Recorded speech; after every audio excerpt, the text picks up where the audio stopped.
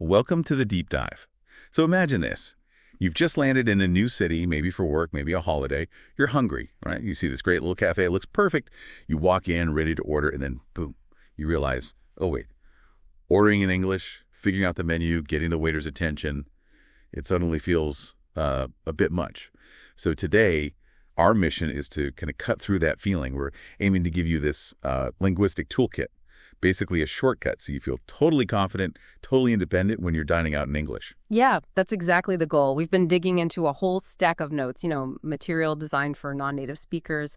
And it's all focused on those essential phrases and words you need for restaurants, cafes, even fast food joints. So we're pulling out the really key bits, helping you practice, polite ways to order, how to ask questions, how to respond. Plus, we'll cover some key grammar points and those really practical situations you'll actually find yourself in. It's more than just vocabulary. It's about making the whole thing, smoother. Okay, let's unpack this then. When you walk into a place to eat, what's the very first thing you need to sort of get your head around?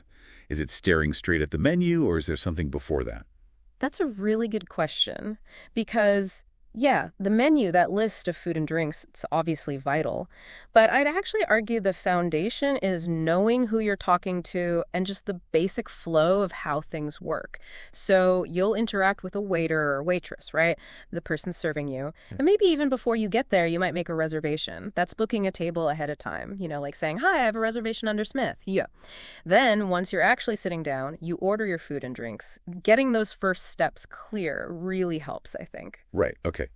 That makes sense. Demystifies it a bit. Yeah. So once you're settled, you know who's helping you. Yeah.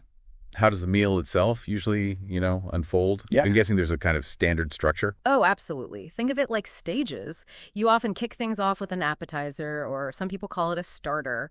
It's that small dish before the main event. You might say, we'll share the calamari appetizer. Then comes the main part, the main course. Or sometimes you hear entree, especially in American English. That's your primary dish, like, for my main course, I think I'll have the pasta. And then often there's dessert, that sweet treat at the end. And of course, all along the way, you've got your drink or beverage, any liquid you order. And finally, when you're all done, you need the bill or the check. That's the paper with the total amount you owe. And depending on where you are, often a tip, that extra money for the server. Okay, that maps it out really clearly. We've got the key words. But here's the tricky part, I think, especially if English isn't your first language. How do you actually say these things politely?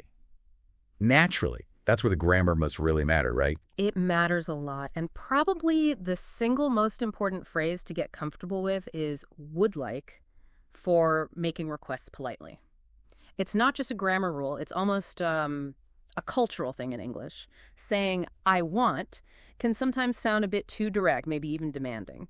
But saying, I would like a cup of tea, just sounds much softer, more respectful. It really smooths the interaction. And you can use the short form to, I'd like. That's a really interesting point. It's not just about being grammatically correct, but about the feeling it conveys. So would like is kind of the go-to. What about asking questions generally? How do you do that politely? Yeah, would like is definitely your friend. And for questions, the key players are usually can, could, and may. Can I see the menu, please? That's perfectly normal, very common. Could we order now?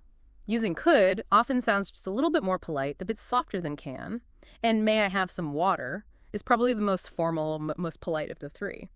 Getting comfortable with these really changes how you come across. You sound less like you're making demands and more like you're making polite requests. It's funny how those little words, those modal verbs, make such a big difference. Okay, so speaking of sounding natural, our notes also mention something about countable and uncountable nouns, like asking for a coffee versus some water. That can trip people up, right? Can you break that down? Oh yeah, that's a classic one. It really boils down to whether you can easily count the item.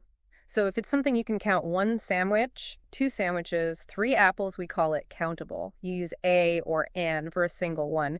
But for stuff you don't usually count individually, liquids like water, grains like rice, or things like soup, those are uncountable. For those you use some, so you'd say, I'd like a sandwich because sandwich is countable. But you'd say, I'll have some soup, or could I have some water, please?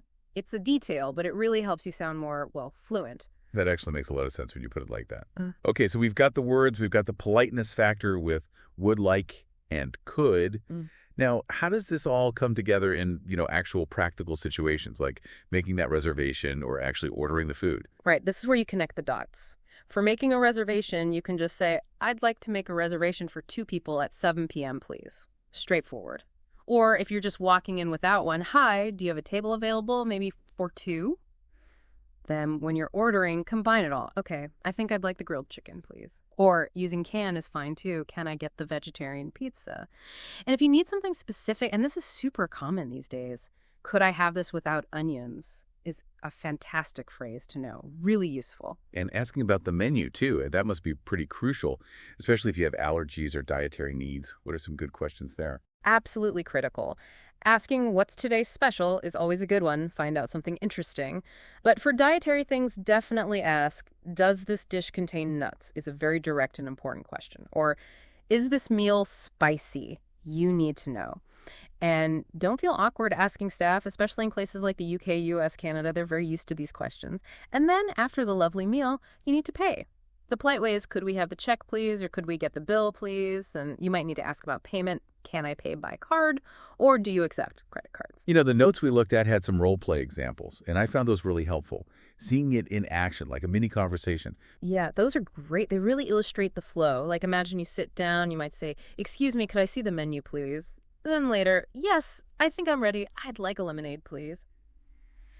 And maybe after looking a bit more, okay, for my main course, I'll have the grilled salmon, and could I get a side salad with that?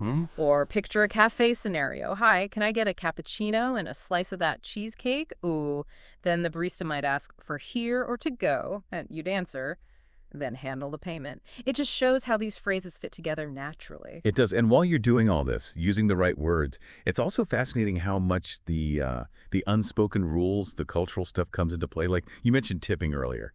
That varies wildly, doesn't it? Yeah. Oh, hugely. It's a really big one. If you're dining out in the United States, for example, tipping your server maybe 15%, 20% of the bill is pretty standard. It's expected. But then you go to, say, Japan or some other Asian countries, and tipping isn't really a thing. Sometimes it can even be seen as a bit, well, odd or impolite. So it really raises that question, doesn't it? How do these cultural differences affect how you interact, what you expect? It's not just tipping either. Things like how you get a waiter's attention or whether they bring the bill automatically, that can all be different depending on where you are. That's such a good point. You have to be observant. And speaking of potential pitfalls, let's talk about common mistakes, things that non-native speakers might accidentally say. How can you avoid those? Right. Good idea. The biggest one is probably leaning back on I want instead of the politer forms. So remember, I'd like the chicken sounds much better than I want chicken. Same for requests. Could I have some water, please, is way better than just give me water. That sounds quite demanding. Another easy slip-up is mixing up menu and bill or check. Remember, the menu is the list of food before you eat. The bill check is what you pay after. I've definitely seen confused faces when someone asks for the menu when they mean they want to pay. And like you said, that point about the bill not always arriving automatically is crucial in many places, like parts of Europe. You often have to ask for it. Don't just sit there waiting forever. The notes even had little exercises, fill in the blanks, matching phrases. Really helps to practice and avoid those common errors. Okay, so wrapping this all up, what does this mean for you listening right now? We've really dug into the nuts and bolts of dining out in English. We've covered the keywords menu, waiter, bill, tip, all those. And the crucial grammar for sounding polite, using would like, asking questions with can, could, may.